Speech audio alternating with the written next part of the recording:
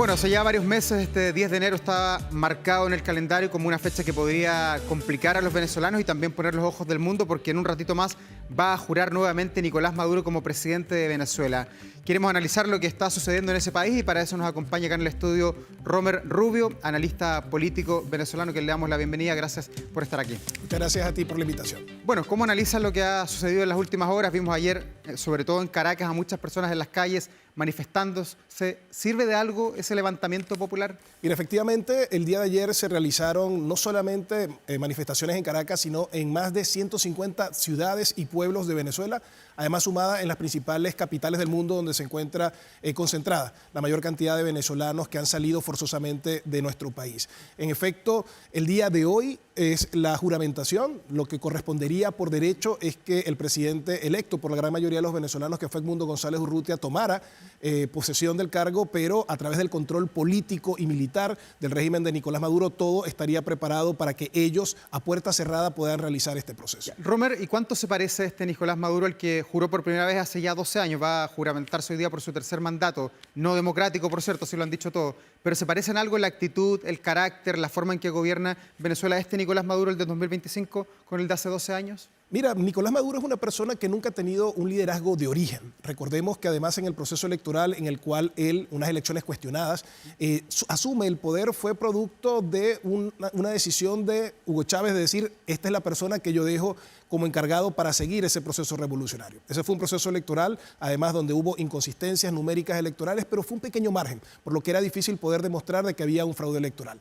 En 2018 fue un proceso en el cual la oposición no participó producto de la falta de las mínimas condiciones. Sin embargo, en este proceso la oposición, a pesar de la falta de condiciones, decidió participar y fue un proceso donde el candidato de la Unidad Democrática habría sacado 67 a casi 30% de Nicolás Maduro. Es una persona mucho más autoritaria, que tiene mucho más temores, pero que además utiliza el miedo y la represión para poder tratar de silenciar a los venezolanos. Y a esta altura, ¿cuánto apoyo le queda a Nicolás Maduro? Vemos que tiene apoyo en las calles, eso es indudable, se le ve en alguna de las concentraciones, pero el apoyo popular existe todavía. Las nuevas generaciones, por ejemplo, quieren a Nicolás Maduro, lo respetan como presidente, o quizás por ahí puede venir el impulso del cambio. Mira, los resultados electorales del 28 de julio fueron contundentes. Los 23 estados de Venezuela pierde abrumadoramente Nicolás Maduro.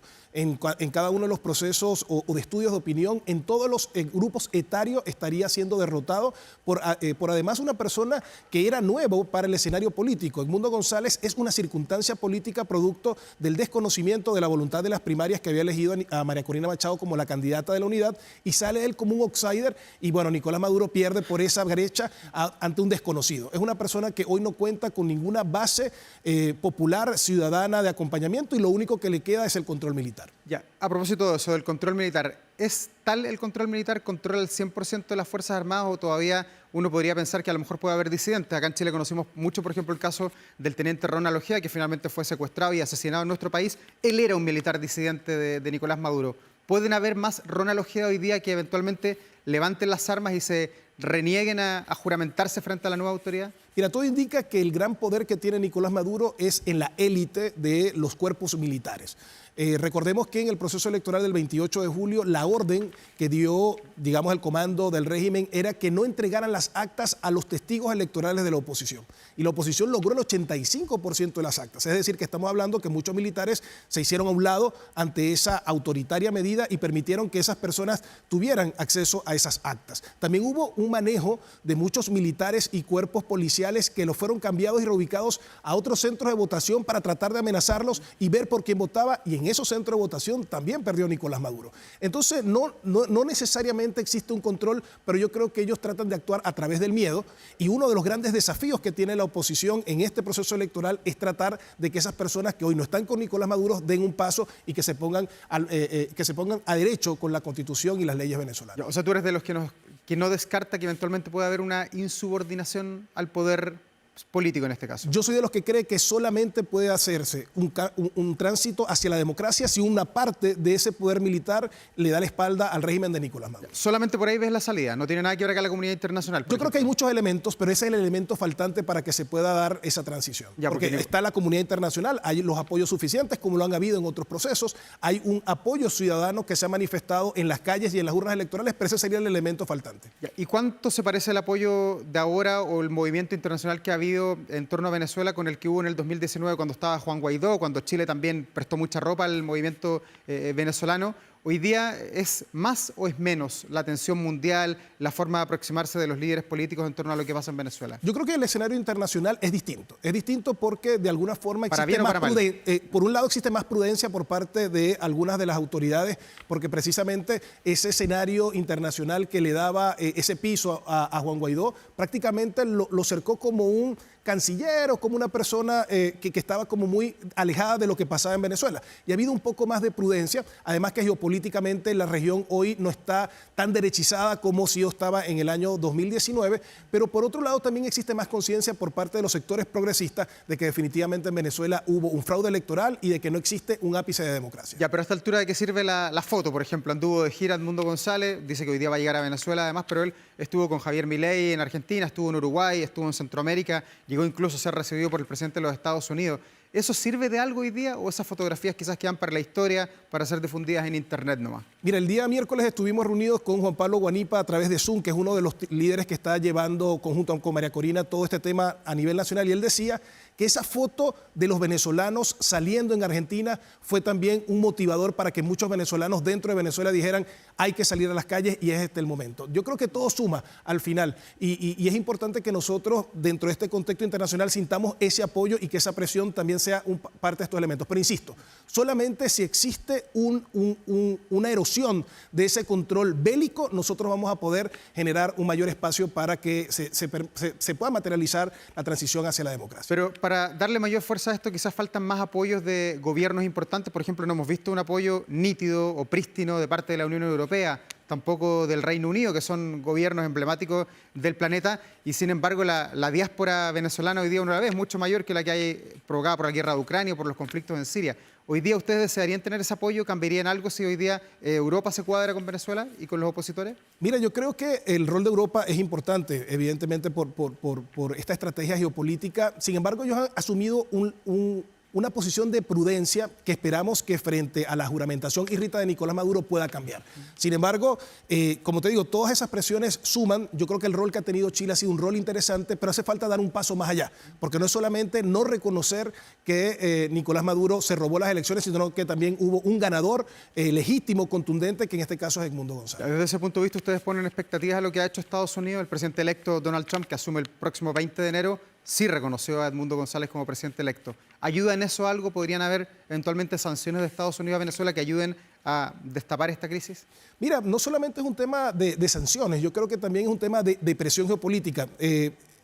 Han habido intentos de sectores dentro del chavismo que en algún momento se han descolgado. El problema también es que ese descuelgue se convierta automáticamente en una articulación frente a la estrategia opositora. Yo creo que uno de los errores que ha cometido la oposición o la falta de habilidad ha sido de que muchas veces esas personas, cuando toman la decisión de retirarse de la fila del régimen, son tildados de traidores y más bien se aíslan. Yo creo que si en este escenario de presión, donde la presión internacional es fundamental, se logra que hayan mayores descuelgues y se articula en una estrategia unificada, puede haber un escenario y un desenlace distinto. Ya, pero es una buena señal que Trump reconozca a Edmundo González, porque también uno lee muchas columnas de opinión en estos días, analistas internacionales que tienen más elementos de los que uno puede tener a la vista y dicen que por ahí puede estar la llave de la salida, porque si Estados Unidos en un nuevo gobierno cierra los contratos, por ejemplo, con petroleras emblemáticas como Chevron, que es una de las más grandes de Venezuela, le corta de alguna manera la línea económica y con eso comienzan a capturar al gobierno y en el fondo a provocar una fricción con el pueblo que podría terminar en una salida. Sí, probablemente ese sea uno de los escenarios, además, donde se trata de buscar un cerco. Pero ojo con eso, porque también el régimen de Venezuela ha sido muy hábil para entonces cerrar filas con otros ejes no democráticos como el caso de Rusia, Irán, el gobierno de Turquía, China, que más bien lo que genera es un cerco, pero también un control mucho más fuerte y rígido en Venezuela. Yo creo que allí se abre un escenario bastante interesante y también recordemos que esto se da en un momento en donde lo que tú precisamente comentabas, tenemos más de 8 millones de venezolanos fuera de Venezuela, también complica la situación de los países y también yo creo que eso ha generado la prudencia de algunos gobernantes de la región, porque también ante estos flujos de complejidad, además por sus condiciones socioeconómicas, con unas características bien complejas, hace de que los países también estén pensando en ese escenario. Es decir, parte del discurso que tuvo Trump en su campaña hablaba de deportaciones masivas y el flujo más importante que se está dando es de personas venezolanas. La gran pregunta sería ¿cómo va a poder deportar a estas personas si él no tiene ningún tipo de comunicación con el régimen de Nicolás Maduro? Entonces, allí podríamos entramparnos en una situación que hace aún más compleja esta realidad del 10 de enero. Romer, y en lo humano, más allá del análisis, ¿cómo te llega esto? ¿Cómo monitoreas desde Santiago de Chile lo que pasa en tu patria? Tú hoy día eres uno de los 8 millones de desplazados.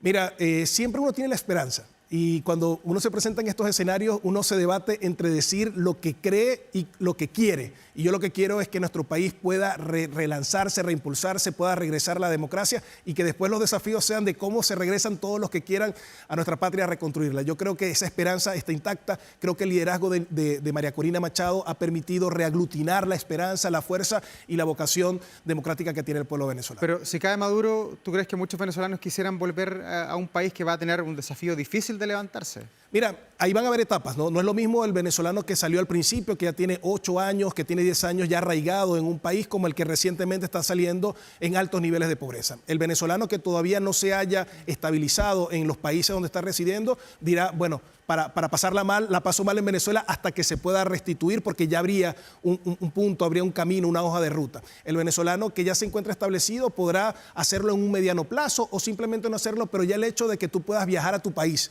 de origen y sentir de que las cosas están bien, de que puedes construir a distancia o presencialmente, yo creo que es algo que nos fortalece a todos los venezolanos. Ya, hoy 10 de enero es un día clave, va a juramentarse Nicolás Maduro, no es que cambie de un día para otro todo lo que está sucediendo en ese lugar, es un hito simbólico más que nada lo que va a suceder en un ratito más ahí en Caracas. ¿Esto podría fomentar de alguna manera que siga creciendo la diáspora venezolana, que más gente diga, bueno, 6 años más, la verdad es que no me los banco, voy a salir del país, voy a probar suerte en otros hemisferios?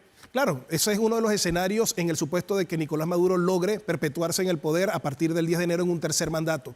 Mira, allí hay varias cosas, porque no es solamente que no me lo banco, sino que también el miedo y la intimidación se aceleran mucho más. Hoy Venezuela tiene 14 personas detenidas de la manifestación de ayer. Desde el 28 de julio hasta el día de ayer ya habían más de 2.400 personas que han sido detenidas. 3 personas han muerto en esas detenciones. Estamos hablando de mujeres, estamos hablando de niños, estamos hablando de autoridades como el alcalde de Maracaibo o la persona que era un apoderado de mesa que tenía un acta y que como no quiso entregársela a la persona del Consejo Comunal chavista, pues hoy está en las cárceles. Entonces también hay un tema de intimidación que ante la grave crisis social y económica que vive el país, estamos hablando de que eso aceleraría un próximo flujo migratorio forzado en Venezuela. ¿Qué tan cerca está hoy día Nicolás Maduro del crimen organizado? Él dice que no tiene nada que ver con el Tren de Aragua, pero uno quizás puede pispar otra cosa, viendo los antecedentes que uno tiene sobre la mesa, el trato que se da, por ejemplo, en la cárcel de Tocorón, donde es un terreno que muchos dicen se ha restringido en el último tiempo, pero sigue siendo no una cárcel para lo que conocemos como cárcel finalmente.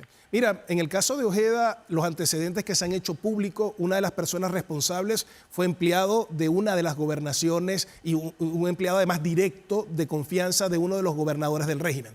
Pensar de que no existe una articulación sería creer de que el Nicolás Maduro, y yo creo que ese es uno de los graves temas, que a veces lo hemos subestimado y creemos que bueno, es una dictadura normal, es un tonto. No. Estamos hablando de unas personas que se han preparado desde distintas aristas para tener el control del poder. Y parte del control del poder también es contar no solamente con las policías institucionales, sino también con paraestados que permitan tener el control. Esos círculos bolivarianos que tenían aterrorizada a la gente también está pasando crisis, probablemente también estén también migrando y generando este caos con una articulación o por lo menos con esa vista cómplice por parte del régimen de Nicolás. O sea, ahí tiene un segundo apoyo, las Fuerzas Armadas y también eventualmente el crimen organizado. Sí, pero eso obviamente también se ha acotado producto de todo esto de lo que estamos hablando.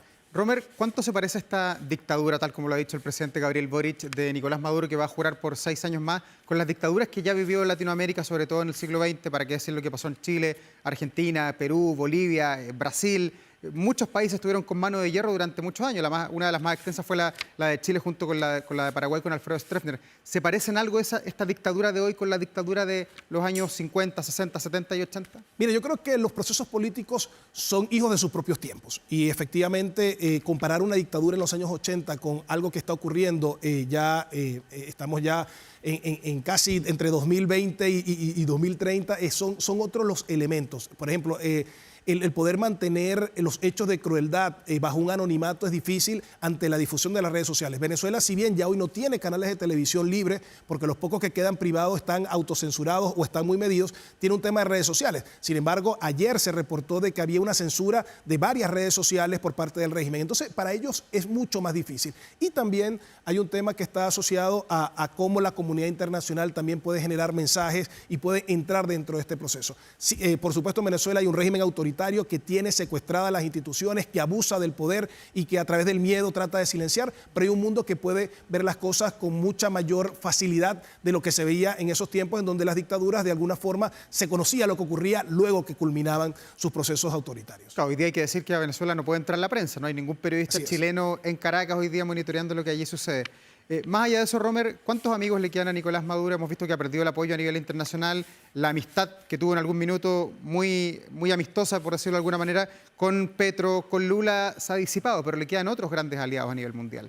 Mira, en el análisis que se hace uno habla de los que están reconociendo, digamos explícitamente a Nicolás Maduro. Estamos hablando de Bolivia, Cuba, Honduras, Nicaragua y el eje de China, Rusia, Irán. Turquía e Irán, ¿no? Tenemos por otro lado los que están abiertamente a favor del Mundo González, que estamos hablando de Argentina, Estados Unidos, Panamá, República Dominicana, Uruguay, entre otros, y los que están en el medio, que precisamente eran personas cercanas al proyecto político que, al menos en el papel, Nicolás Maduro expresaba defender, que estamos hablando del papel estratégico de Colombia, Brasil, tenemos una nueva presidenta en México y el caso de Chile. De los cuatro, digamos, de esa corriente progresista, Chile ha sido el país que ha dicho, digamos, de todas las maneras el hecho de que hubo un fraude y de que el régimen de Venezuela es una dictadura. Pero no reconoce al nuevo presidente. Sin embargo, no reconoce al nuevo presidente. Los otros han matizado un poco más su mensaje. En el caso de Lula tuvo un rol de tratar de mediar, de dialogar, incluso se habló de una repetición de elecciones. Ellos sí han decidido enviar hoy a su embajador a la investidura de Nicolás Maduro, igual que Colombia. Y en el caso de México, ellos deciden como que no, este no es tanto mi tema y tratan como de normalizar lo que ocurrió en Venezuela. Ya, pero si los grandes países, Rusia, Irán, los países que tienen dinero, dejan de comprarle eventualmente petróleo a Venezuela, entra prácticamente en bancarrota el país, ¿o no? Sí, lo que pasa es que ese escenario es bastante difícil producto de los juegos de poderes que existen y peso de contrapeso dentro de la geopolítica internacional. Sin embargo, nada está descartado. Yo creo que hay que tener mucha atención de lo que ocurre el día de hoy. Yo creo que si algo fue muy importante de todo eso confuso que ocurrió el día de ayer es que hoy la prensa internacional habla más de lo que ocurrió frente al liderazgo de María Corina Machado que incluso de la misma juramentación de Nicolás Maduro. Romer, lo último, María Corina Machado es una líder que se va a quedar, que va a seguir siendo oposición, o puede correr el riesgo de otros líderes opositores que lo hemos visto frente a Chávez, frente a Maduro, pero que el tiempo finalmente ha permitido que se diluya su poder.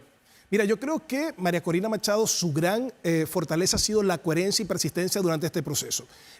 Sería estratégico, en mi opinión, que ella se quedara en Venezuela y que siga manteniendo esa esperanza y ese hilo conductor. Para el régimen, tener presa a una persona con tanta legitimidad y de apoyo sería un problema. Por eso yo creo que sería interesante ver cuál es la declaración oficial que haga María Corina de lo que ocurrió el día de ayer. Pero eso es clave. Yo creo que nada de esto estuviera ocurriendo sin que María Corina Machado esté llevando todo ese proceso de movilización ciudadana. Romer Rubio, analista político de Venezuela, muchas gracias por estar acá. Seguiremos monitoreando lo que suceda dentro del día en Venezuela, en las diversas ciudades y sobre todo lo que pasa acá en Chile con la gran diáspora venezolana que vive en nuestro país. Muchas gracias, Davo. Gracias, buen día.